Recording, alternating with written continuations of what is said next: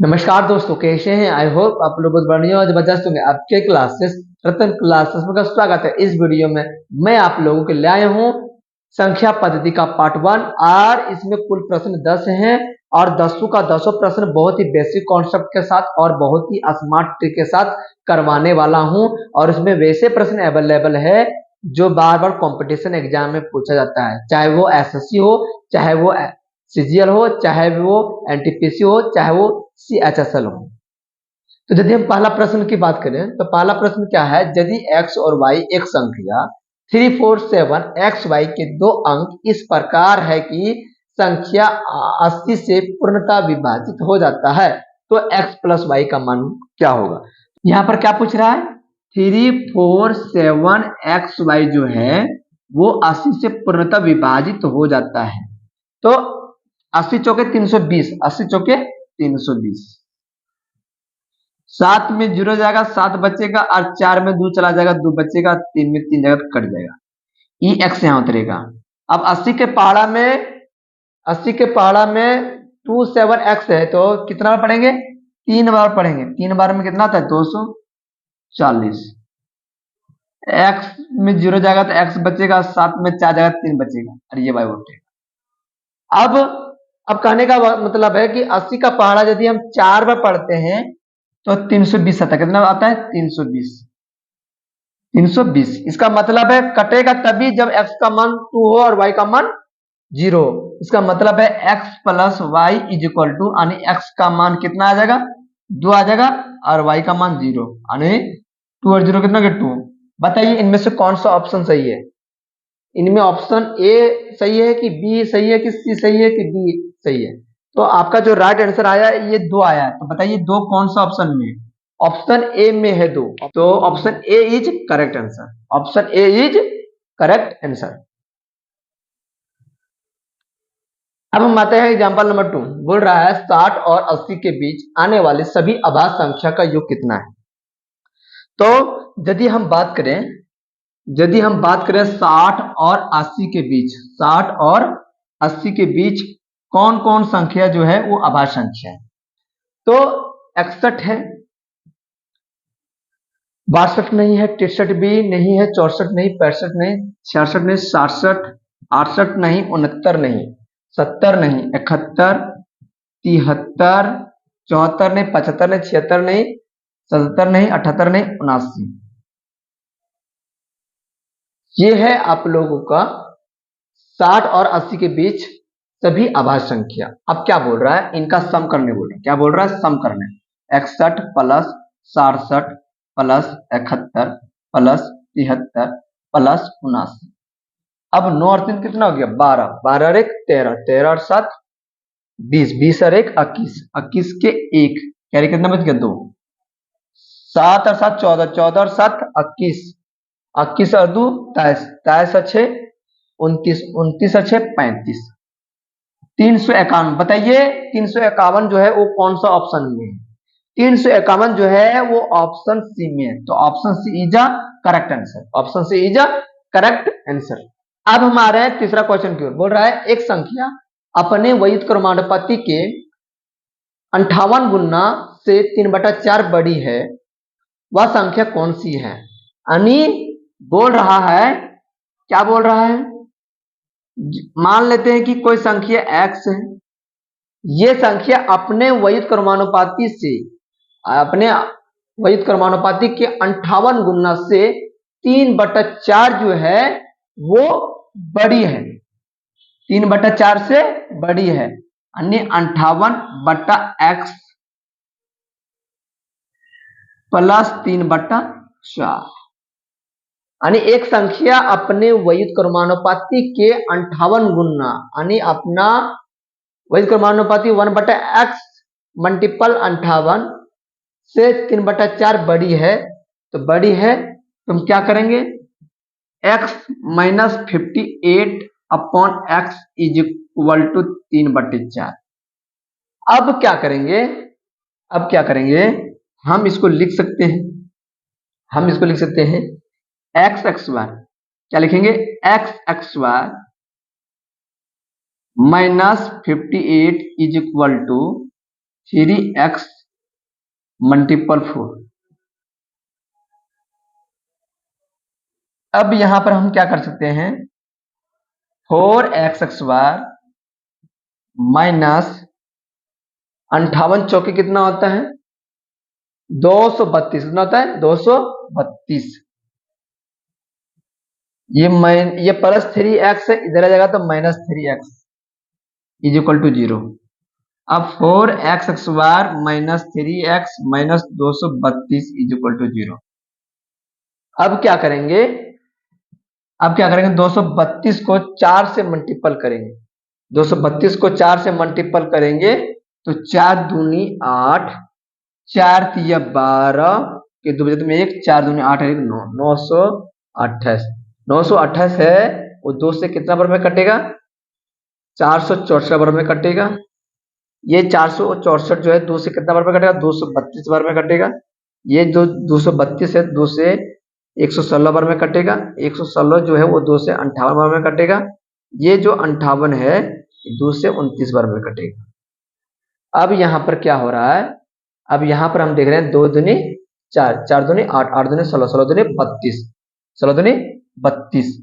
4x बार 32 और 29 से तो यहाँ माइनस चाहिए, माइनस 3 चाहिए, तो क्या करेंगे माइनस 32x लिखेंगे और plus 29x minus 232 is equal to 0।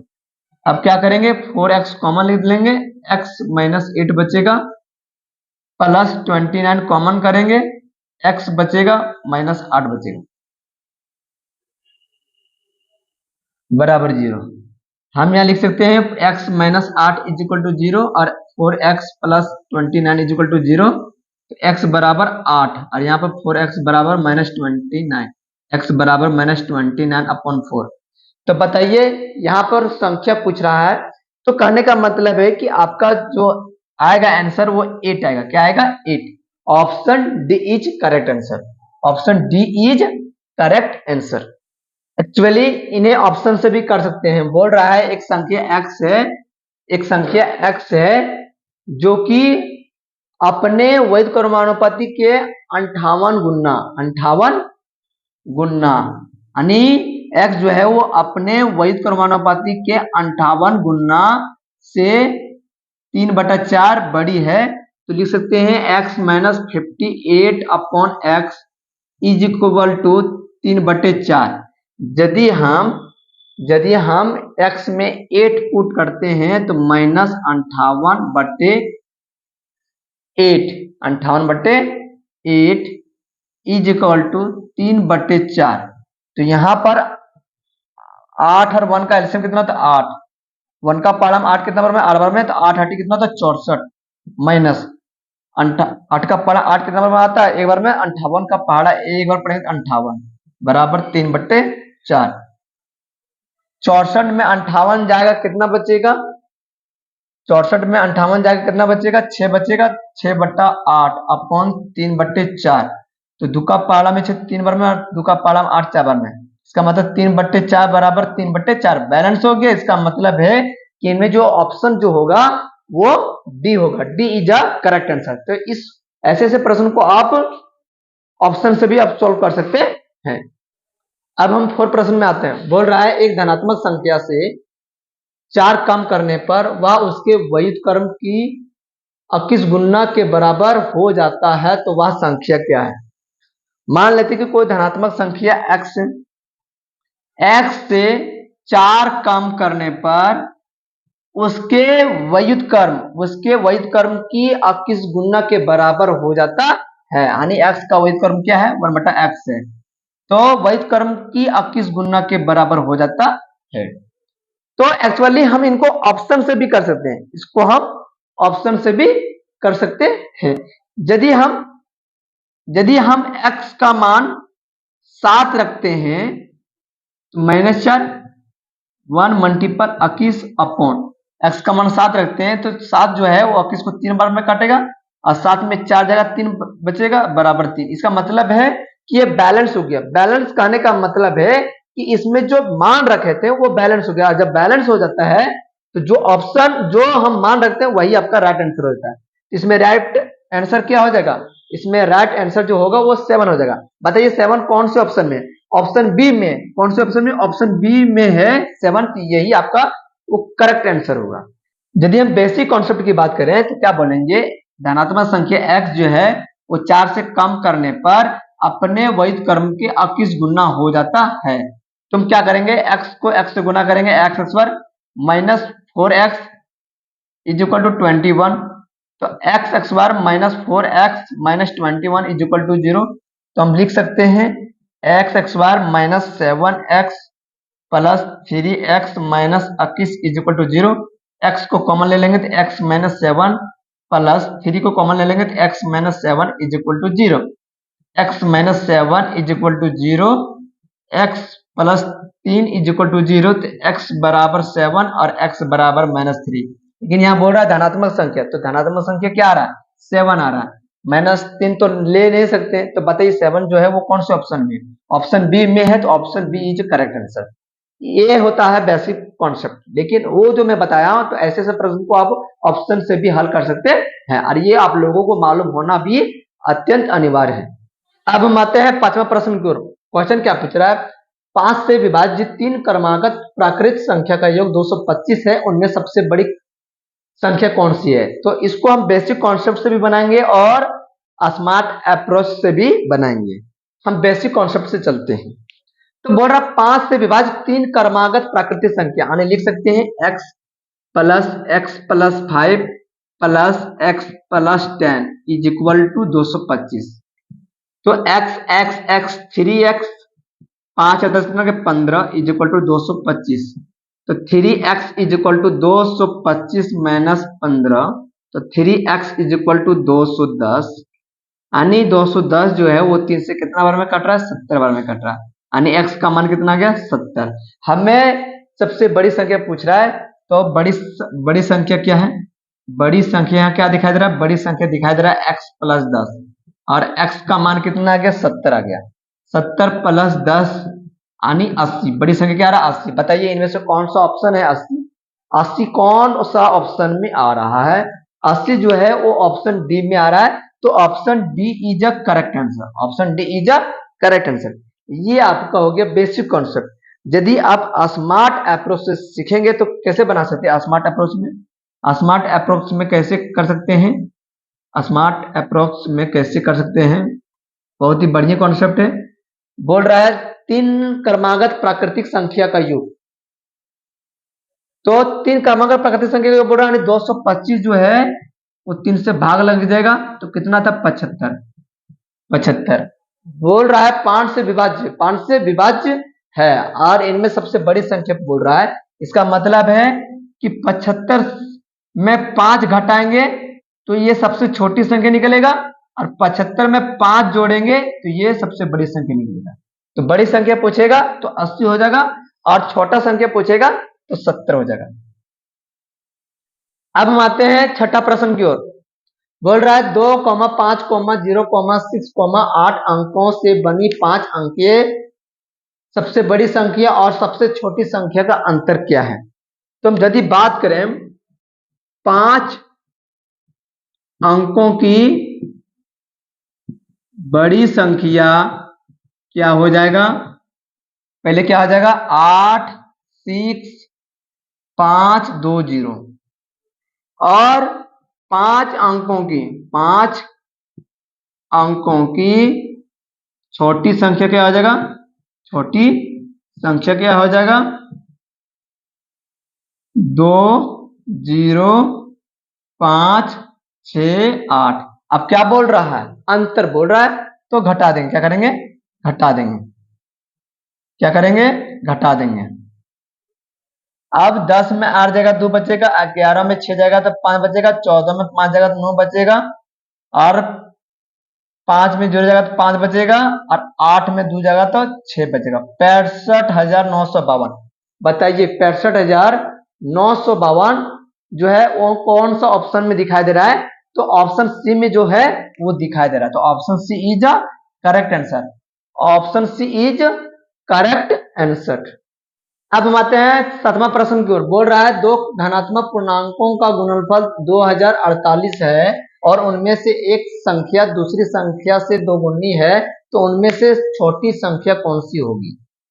छोटी संख्या कौन सी होगी? इनमें बेसिक कॉन्सेप्ट भी चलेंगे और स्मार्ट ट्रिक भी चलेंगे। तो कहने का मतलब है दो धनात्मक पूर्णांक यानी दो धनात्मक पूर्णांक का गुणनफल यानी a into b is equal to दिया है 2048। अब यहां पर बोल रहा है, यहां पर बोल रहा है a जो है वो दूसरी संख्या से दोगुनी है यानी a is equal to 2b, a is equal to 2b, ये इज इक्वल टू 2b। अब यदि हम बात करें, यदि हम बात करें कि a का मान कितना आ गया 2b multiple b is equal to 2048। ये 2048 जो है वो 2 से कितना बार में कटेगा? 1024 बार में, 1024 बार में। तो बी एक्स वार इज इक्वल टू 1024 आएगा। अब 1024 आएगा तो b इज इक्वल टू क्या होगा? रूट 1024। रूट 1024 का मान कितना होता है? 32 होता है। कितना होता है? 32 होता है, क्योंकि 32 का वर्ग जो होता है 2 का अक्षर 4, 3 दूनी 6, 6 दूनी 12, 12 के 2 बचत में 1, 3 का अक्षर 9, 9 और 1 10, 1024। ये 1024 किनका वर्ग होता है? 32 का वर्ग होता है। तो 1024 का रूट क्या होगा? 1024 का रूट क्या होगा यानी अक्षर रूट क्या होगा? वो 32 होगा। ये जो 32 है ये b का मान यानी b जो है वो क्या है? छोटी संख्या है और एक क्या है? बड़ी संख्या है। तो ये बराबर क्या हो सकता है? 2 इंटू 32, तो ये इज इक्वल टू 64। ये जो 64 है ये बड़ी संख्या यानी ए बड़ी संख्या और बी छोटी संख्या। तो बड़ी संख्या कितना हो गया? 64 और छोटी संख्या 32। बताइए इनमें क्या पूछा है? इनमें छोटी संख्या कौन सा है? तो छोटी संख्या क्या होगा? बी है। बी का मान कितना? 32। तो 32 बताइए कौन सा ऑप्शन में है? 32 जो है वो ऑप्शन ए में है। तो option A is the correct answer. यदि पूछता बड़ी संख्या तो 64 होता। क्या होता है? 64। ये हो गया आप लोगों का बेसिक कॉन्सेप्ट। अब हम आते हैं 8वां प्रश्न की ओर। बोल रहा है यदि एक संख्या और उसके व्युत्क्रम का योग 2 है तो वह संख्या कितनी होगी? यानी एक संख्या x है और उसके व्युत्क्रम का योग यानी x का व्युत्क्रम क्या हो जाएगा? 1/x का योग जो है वो 2 है। क्या है? 2 है। तो वह संख्या क्या होगा? तो कहने का मतलब है ये नीचे 1 है, x और 1 का एलसीएम x होता है। 1 का पढ़म x कितना बार में? x बार में। तो x को x से गुना करेंगे तो x प्लस x का पढ़म x कितना बार में? एक बार में। तो 1 को 1 से गुना करेंगे तो 1 आएगा इज इक्वल टू 2। तो हम लिख सकते हैं x bar plus 1 is equal to 2x। यहां पर हमें क्या आ गया? x बार ये प्लस 2x है, इधर जाएगा माइनस 2x और ये प्लस 1 इज इक्वल टू 0। हम लिख सकते हैं x bar minus x plus 1 is equal to 0। x common आ जाएगा तो x माइनस 1 माइनस का माइनस 1 कॉमन आ जाएगा तो x minus 1 is equal to 0। x minus 1 is equal to 0 और x minus 1 is equal to 0। x बराबर 1 और x बराबर 1। तो x का मान कितना है? 1। बताइए इनमें से कौन सा ऑप्शन सही है? ऑप्शन बी जो है वो करेक्ट आंसर है। ऑप्शन बी जो है वो करेक्ट आंसर है। ये हो गया आपका बेसिक कॉन्सेप्ट। यदि आप स्मार्ट ट्रिक से बनाना चाहते हैं तो ऑप्शन से भी आप लोग सॉल्व कर सकते हैं। यदि हम स्मार्ट ट्रिक की बात करें तो क्या है? एक संख्या x जो है वो अपने व्युत्क्रम के योग जो है वो 2 के इक्वल है। तो कहने का मतलब है यदि हम ऑप्शन से बनाए, यदि हम x का मान 1 लेते हैं प्लस 1 का 1 x का मान 1 लिया इज इक्वल टू 2, तो 1 प्लस 1/1 का मान 1 इज इक्वल टू 2। तो 1 और 1 कितना हो गया? 2 यानी 2 जो है वो 2 के बराबर। इसका मतलब बैलेंस हो गया। इसका मतलब बैलेंस होने का मतलब ये होता है कि जो ऑप्शन लिया वो करेक्ट है। इसमें ऑप्शन कौन सा लिया? यानी ऑप्शन बी जो लिया वो करेक्ट है। ऑप्शन बी जो लिया वो करेक्ट है। अब हम आते हैं 9वें प्रश्न की ओर। बोल रहा है एक कक्षा में छात्रों की संख्या 20% बढ़कर 66 हो जाता है तो प्रारंभिक संख्या कितनी होगी? तो एक कक्षा में छात्रों की संख्या 20% बढ़कर 66 हो जाता है तो इसमें हम यहाँ पर जो छात्रों की संख्या जो है वो 100% है। कितना परसेंट है? 100% है। तो कहने का मतलब है यहाँ पर हमें यहाँ क्या करना होगा, तो 100% पहले था छात्रों की संख्या, तो उसमें से 20% और बढ़ जा रहा है, तो 120%, यानी 120% जो है वो 66 का मान है। कितना का मान है? 66 का मान है। तो 1% जो होगा वो कितना मान हो जाएगा? 66/120। तो 100% का मान कितना हो जाएगा? यानी 100% क्यों मान पूछ रहा है? क्योंकि प्रारंभिक संख्या कितना था, यानी 100% पहले कितना था। तो क्या करेंगे? 66/120 मल्टीपल 100, 1010, ये 5 बार में, ये 6 बार में, और 66 जो है वो 6 से कितना बार में कटेगा? तो 11 बार में। 11 5 कितना हो गया? 55। बताइए पहले कितना छात्रों की संख्या था? 55 छात्रों की संख्या था एक कक्षा में। कितना था? 55। तो बताइए इनमें से कौन सा ऑप्शन जो होगा करेक्ट होगा? यानी ऑप्शन सी जो होगा वो करेक्ट होगा। ऑप्शन सी जो होगा वो करेक्ट होगा। अब चलते हैं, इस वीडियो का अंतिम प्रश्न है वो, जो कि 10वां प्रश्न है। बोल रहा 3 संख्याओं का योग 91 है। दूसरी संख्या, यानी दूसरी संख्या पहली संख्या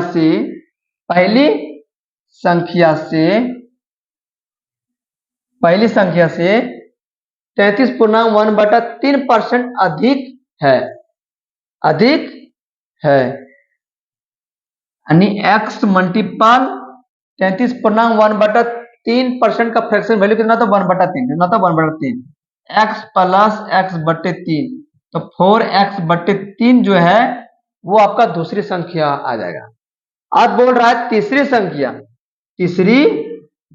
संख्या जो है वो पहली संख्या क्या है?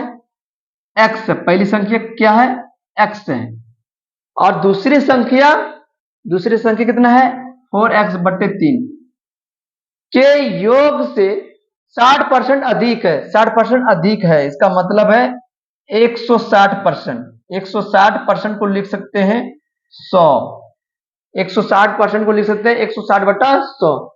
1010, ये 8 बार में, ये 5 बार में, यानी इनका मान कितना आ जाएगा? 7x/3 मल्टीपल 8/5, तो 56x/15। ये हो जाएगा तीसरा संख्या। दूसरी संख्या 4x/3, तीसरी संख्या 56x/15, और पहली संख्या x।